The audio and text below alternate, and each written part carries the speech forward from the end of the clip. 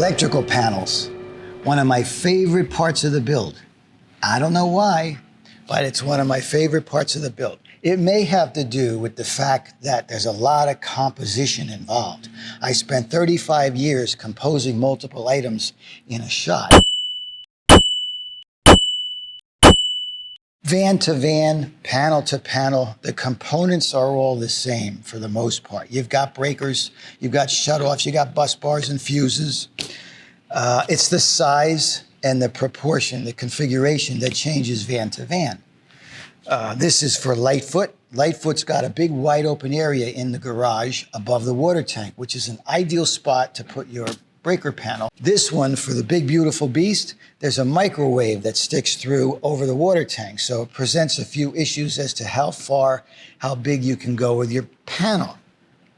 So this one is smaller, which is kind of ironic. The big beautiful beast has a small panel, but it's not a big deal. In this case, I can't fit everything on the panel. This is the negative bus. I'm just going to set this on the front floor in front of this panel. In other words, these panels all mount vertically against the rear bulkhead. So I'm just going to mount the negative bus right up in front of, on a different plane. Rather than on the panel with it, I'll put it right in front. No problem. Actually, that's a nice thing to do, because the negatives do nothing. You connect to the bus, you send it to the chassis, that's it. All the action, all the heat, everything that you're dealing with is on the positive side. That's where it's important. You're all on one board with the positive. You've got your breakers, you've got your shutoffs, your fuses. This is where it all happens. The first thing I do is I lay everything out on cardboard. I'll cut a cardboard stand-in to size. I fit that in the van first, then I bring it back out and I start placing these components. I get my composition, I draw it out, I give Ron some measurements, and then he goes over to the CNC machine and we use masonite as a stand-in. This is our first scrap. This is repurposed. These masonite pieces we use are the cutoffs from other masonites, like the ceilings, the wall panels, whatever we use masonite for. This would be a cutoff or a window section, so we can still use it. We don't waste anything. So then he cuts it out of masonite on the CNC. I put everything in place, see how it fits. Voila, beautiful. We do get involved with some pretty serious compositional elements. The negative space that works around these items is just as important as the items themselves. So we go for balance. There's an aesthetic, there's functionality, and what else would there be? Current. One thing I'm doing differently this time, I used to use a 4-stud bus bar. This bus bar is rated for 600 amps continuous. You have to be careful when you're buying your bus bars, because they make them for 100 amp, 150 amp, looks the same. So make sure you're buying what you need based on your battery capacity, your usage, if you're going to be pushing a 3,000 watt or greater inverter.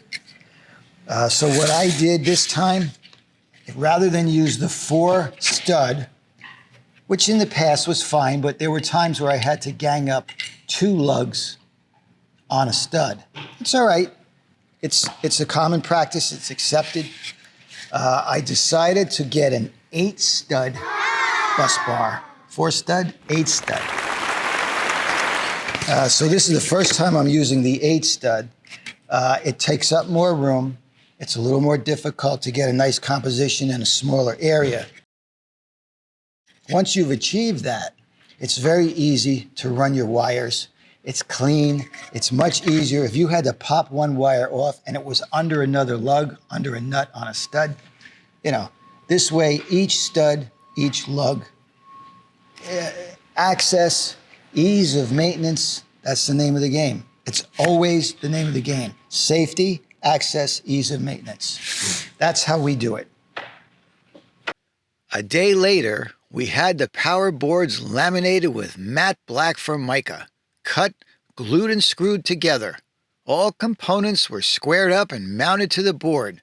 We're ready to tie in the house. This is Douglas fir tongue and groove, 5/8.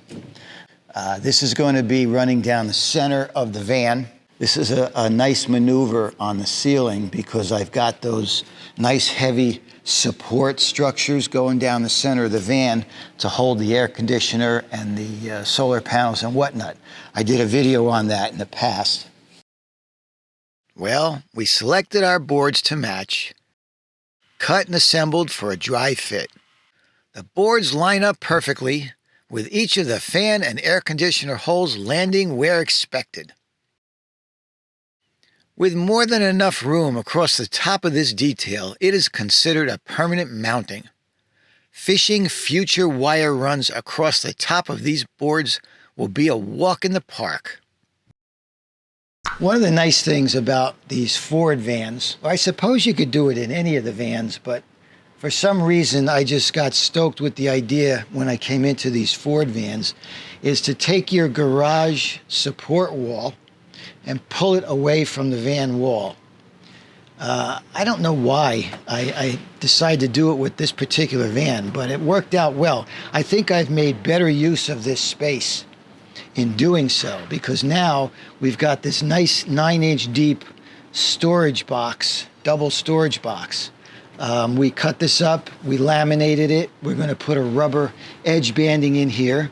We're going to back these cabinets with the same whitewashed knotty pine, the Rubio Monocoat whitewashed knotty pine that we do on the ceiling, that treatment. We're going to take that and we're going to put it back here on both sides of the garage walls. It should look very nice with the black facing up here. Then we're going to put the rubber gym flooring with all the speckles in it. It soundproofs. It stops vibration, stops sliding around. So I think it's a good floor for these little storage cubbies. And you can see here we've got our water heater. Now this is the vertical slim water heater from Webasto. I typically have been using the barrel type. And the reason is it's just a little bit more efficient, but there's certain instances where the shape, the size, where it's going is going to dictate which one you choose, barrel or the upright. So in this case, we've got the upright tucked in here. It's nice and cozy out of the way. And all my controls are right here. How do I access those controls if we have to fix a leak or something, you ask? This is designed to take 2 screws out of the bottom, 2 screws out of the top. The whole box slides out. In doing so, it gives you full access to these controls on your water heater, and it gives you full access to the rear of your shore power connection. You know I'm all about access. So that's a nice simple way to tuck things in tightly and efficiently, but 4 screws, this slides out, you're at your components if you need to. Now on a day-to-day basis, you've got a clear eye shot right here to keep your eyes on it and make sure it's not weeping. So I think we've covered all bases on this side of the van. Well, we settled on a Spatter Guard when you're cooking in here with the induction cooktop.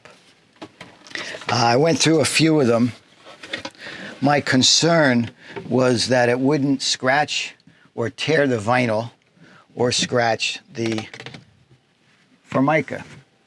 So I found this one. Folds up, nice and small. It's got protective rubber edges. The only other issue we had was that each of the hinge spines was kind of sharp.